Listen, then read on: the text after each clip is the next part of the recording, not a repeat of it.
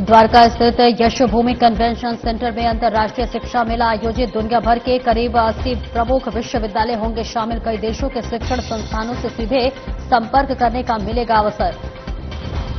पूर्व आरएडब्ल्यू प्रमुख विक्रम मसूद द्वारा लिखित पुस्तक ग्रेट पावर गेम्स का विमोचन पर बोले बीजेपी सांसद बैजयंत जय पांडा। कहा वे खुफिया संगठनों में सर्वोच्च पदों पर रहे हैं। दिल्ली के प्रदूषण पर बोले बीजेपी सांसद अरुण सिंह। कहा दिल्ली सरकार ने 2026 तक 40% तक कम करने का लक्ष्य रखा है। साथ ही आम आदमी पार्टी पर साधा निशाना। नमस्कार, स्वागत है आपका। मैं हूं आपके साथ सपना दीपक मद्देशिया। बुलेटिन का आगाज करेंगे द्वारका स्थित यशोभूमि कन्वेंशन सेंटर में जीसी मारा की इजू ग्लोब 2025 नामक एक अंतर्राष्ट्रीय शिक्षा मेला आयोजित किया गया, जिसमें दुनिया भर के करीब 80 प्रमुख विश्वविद्यालय भाग ले रहे हैं। इस मेले में छात्रों को यूके, यूएसए, इटली जैसे देशों के शिक्षण संस्थानों से सीधे संपर्क करने का अवसर मिलेगा। छात्रों को अपनी पसंद की कोर्स का चयन करने, आधी फीस माफ करने वाली छात्रवृत्ति के बारे में जानकारी प्राप्त करने और पढ़ाई के बाद नौकरी के अवसरों के बारे में जानने का मौका मिलेगा। और ये मेला छात्रों के लिए विदेश में शिक्षा प्राप्त करने के सुनहरे अवसर प्रदान कर रहा है।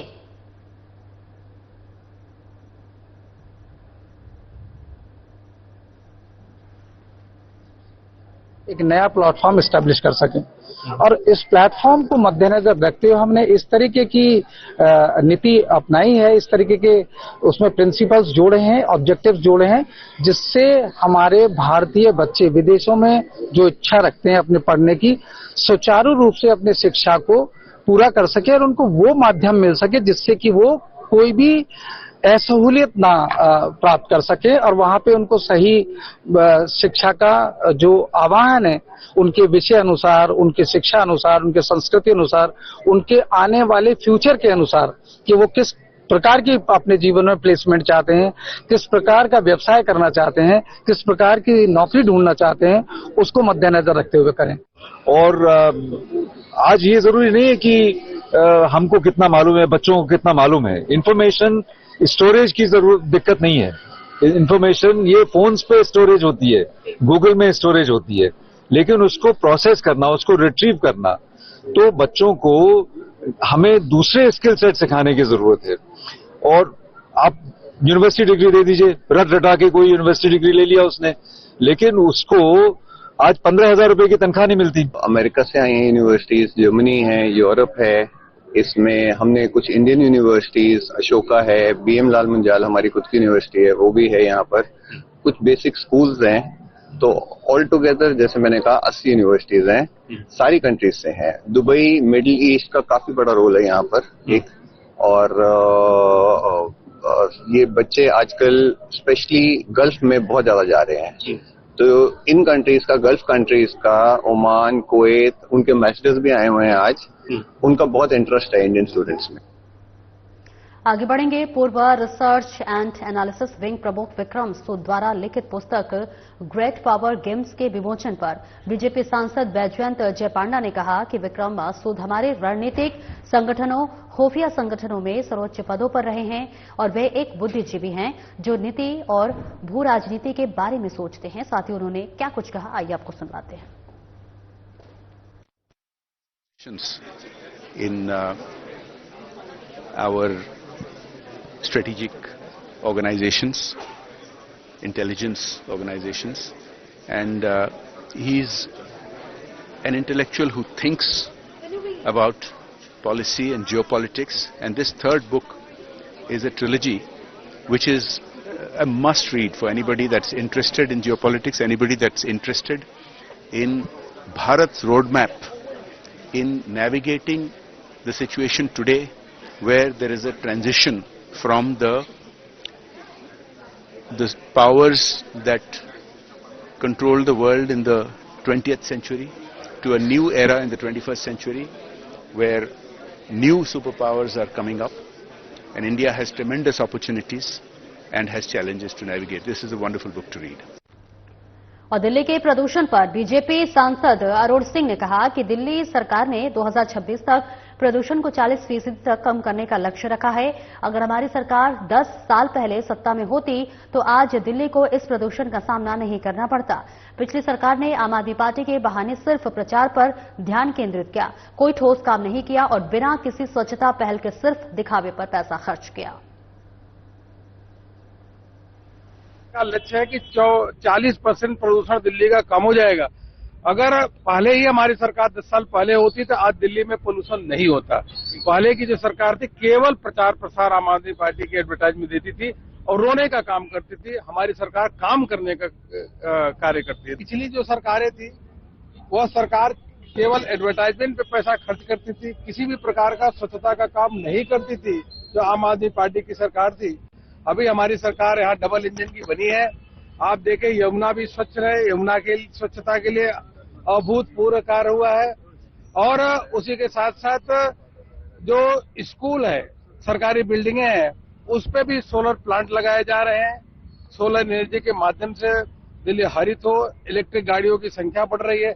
ऐसे चौमुखी प्रयास किए जा रहे हैं कि दिल्ली पूरी तरीके से पर्यावरण मुक्त हो और देश की राजधानी दिल्ली है तो यह अच्छी तरीके से यह बिल्कुल यहाँ प्रदूषण नहीं होना चाहिए। देखिए पहले की जो सरकार थी आम आदमी पार्टी की तो रोना रोती थी। हमारी सरकार काम करती है, हम किसी पे दोषारोपण नहीं डालते।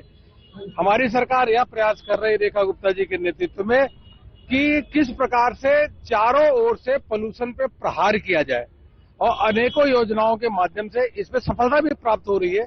लेकिन जो पहले बैकलॉग हुआ उसको ठीक करने में थोड़ा समय तो लगेगा। देखिए ट्रांसपोर्ट के ट्रैफिक के लिए भी अनेकों कदम उठाए जा रहे हैं कि कैसे पोल्यूशन कम हो। जैसे मैंने कहा कि घरों के छतों पे भी सोलर सिस्टम लगाए जा रहे हैं। स्कूल चाहे बिल्डिंग हो, जो सरकारी बिल्डिंग उसमें भी सोलर सिस्टम लगाए जा रहे हैं और चारों ओर से प्रदूषण कम करने का प्रयास हो रहा है। और दिल्ली में एमसीडी के माध्यम से लाखों पेड़ भी लगाए गए।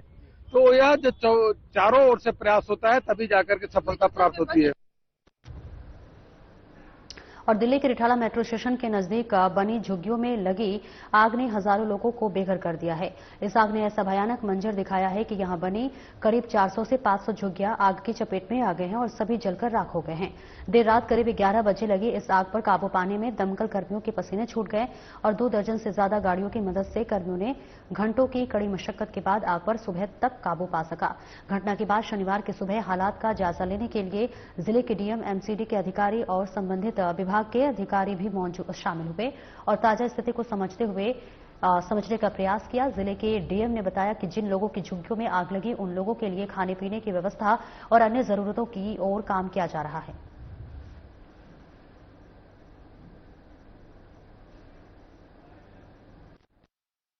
हम तो रात में सो रहा था, पौने 11 बजे के बाद है, उठ के देखा तो आग लग गया।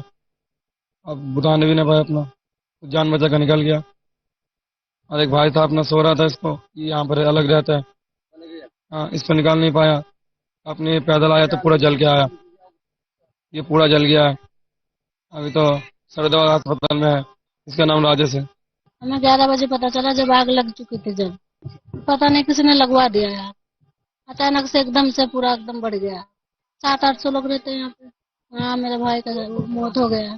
देखिए आप लोग देख पा रहे हैं आग तो अब कंट्रोल में है। फायर सर्विसेज डिपार्टमेंट ने लगभग 40 से 50 फायर टेंडर्स के द्वारा यहाँ पे आग तो बुझ गई है।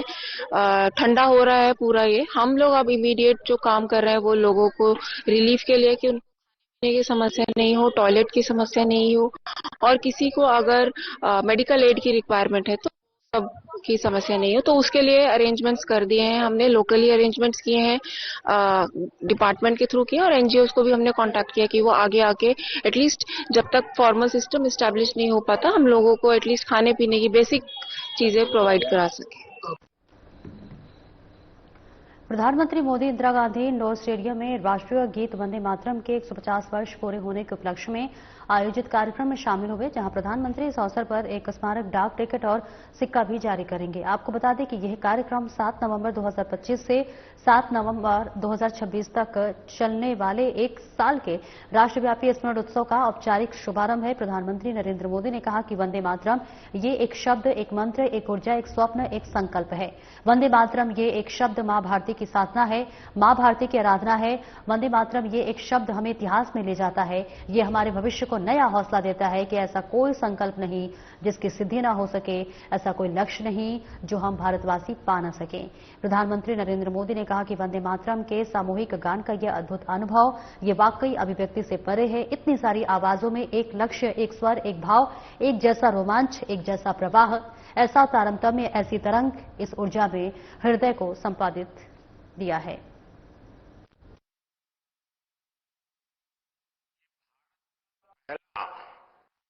विमेन्स वर्ल्ड कप है।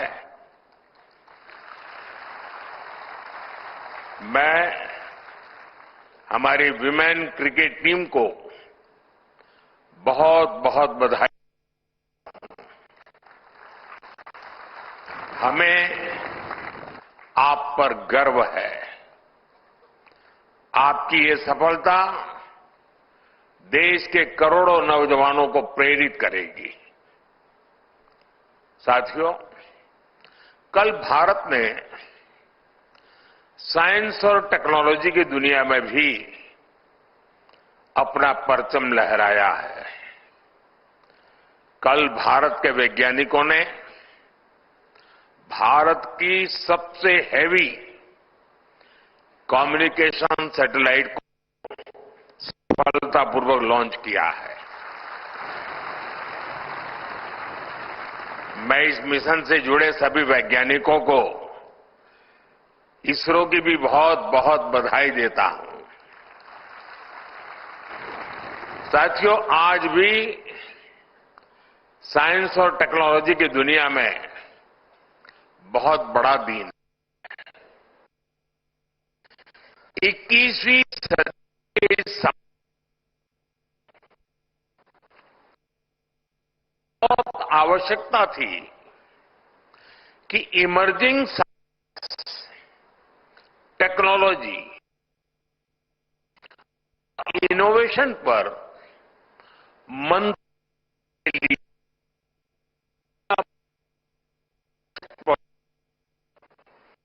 एक साथ और वो मिलकर के दिशा दिखाएं। इसी आवश्यकता ने एक विचार को जन्म दिया और इसी विचार से इस कॉन्क्लेव का विजन बना। मुझे खुशी है कि आज वो विजन इस कॉन्क्लेव के रूप में शेप ले रहा है। मंत्रालय, प्राइवेट सेक्टर, स्टार्टअप्स और स्टूडेंट्स इस प्रयास में एक साथ है। ये हमारे लिए सम्मान की बात है कि आज हमारे बीच एक नोबेल लॉरिएट भी मौजूद है। मैं आप सभी का बहुत बहुत अभिनंदन करता हूं। आपको कॉन्क्लेव के लिए अनेक अनेक शुभकामनाएं भी देता हूं। साथियों, 21st सेंचुरी का यह दौर सबसे अभूतपूर्व बदलावों का दौर है। आज ग्लोबल ऑर्डर में हम एक नए शिफ्ट को विटनेस कर रहे हैं। बदलाव की एक गति लीनियर नहीं बल्कि एक्सपोनेंशियल है। इस सोच के साथ आज भारत इमर्जिंग साइंस, टेक्नोलॉजी और इनोवेशन से जुड़े इन सभी एस्पेक्ट को आगे बढ़ा रहा है। उस पर निरंतर फोकस कर रहा है। अब जैसे एक उदाहरण है रिसर्च फंडिंग का।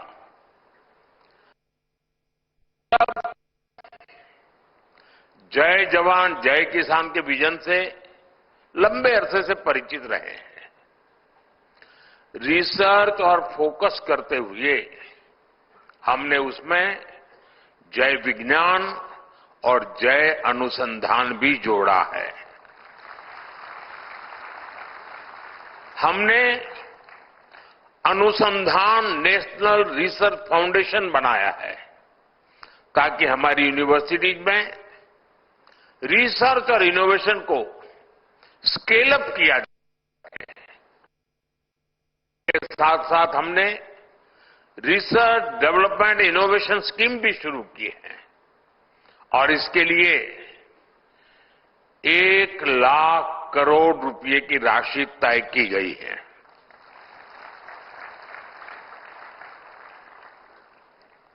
आपको लगता होगा 1,00,000 करोड़ मोदी के पास रहने वाला है, इसलिए ताली नहीं बजा रहे हो।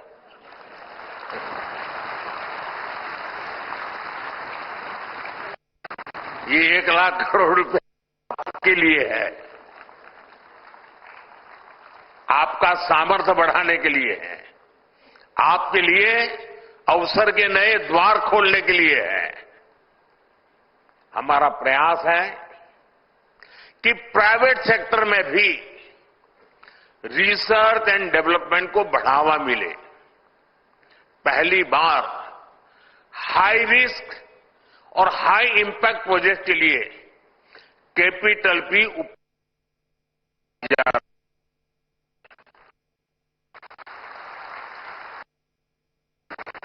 साथियों, भारत में इनोवेशंस का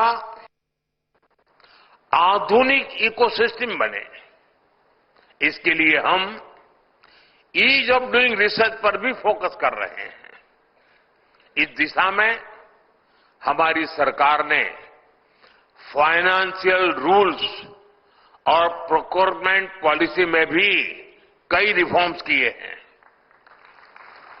हमने रेगुलेशन, इंसेंटिव्स और सप्लाई चेन्स में भी रिफॉर्म्स किए हैं ताकि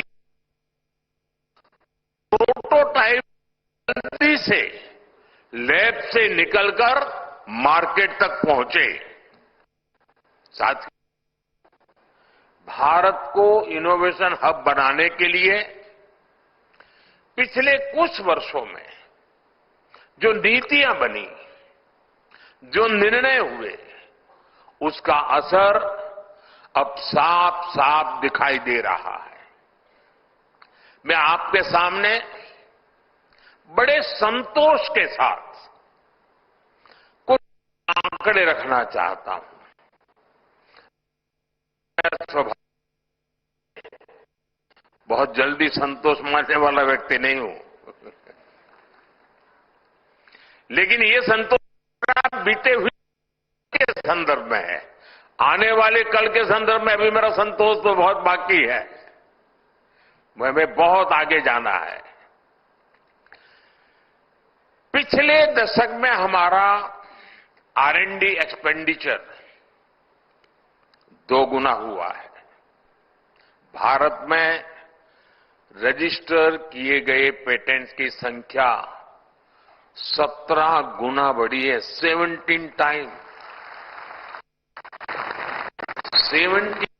टाइम्स का इंक्रीज। स्टार्टअप भी भारत अब दुनिया का तीसरा सबसे बड़ा स्टार्टअप इकोसिस्टम बन गया है। हमारे 6,000 से अधिक डीप टेक स्टार्टअप्स आज क्लीन एनर्जी, एडवांस मटेरियल्स जैसे क्षेत्रों में काम कर रहे हैं। भारत का सेमीकंडक्टर सेक्टर भी अब उड़ान भर चुका है। बायो तो 2014 में ये $10 बिलियन की थी।